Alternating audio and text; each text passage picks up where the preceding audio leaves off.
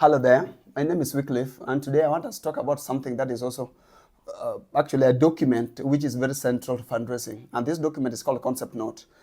Sometimes people misunderstand the importance and the value of the concept note, also called concept letter. As the name suggests, concept note or letter is just a concept.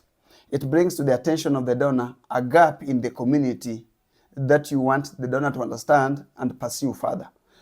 Concept note is always a very brief letter or a brief document. In a standard academic formula, concept letter could be not more than 4 pages. Sometimes it's even 2 pages.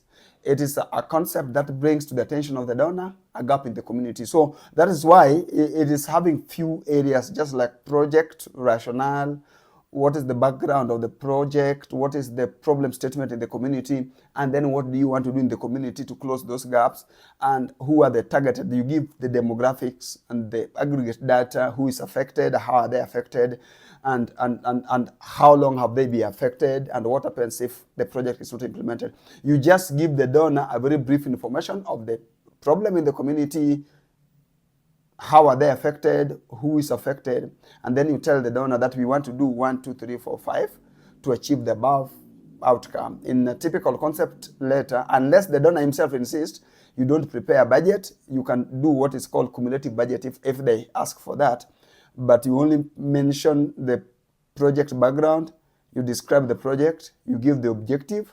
After giving the objective, you can describe the activities that you are supposed to do. You can put a little bit of sustainability plan, and then you put what they call indicative budget, just the budget that you expect to use, but not a detailed budget.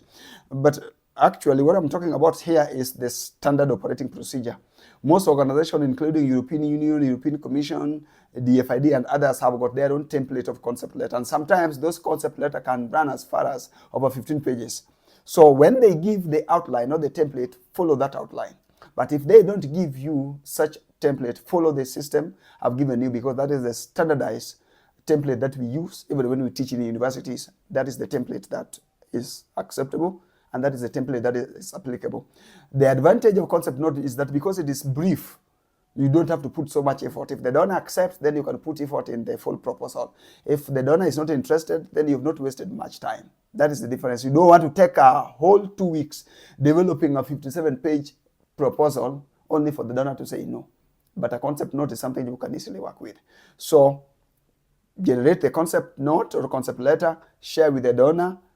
If you are lucky, if they give you a go ahead and develop a full proposal, and we will talk about content of a full proposal in the next video. So thank you so much for joining us, and go and succeed in your fundraising. Bye.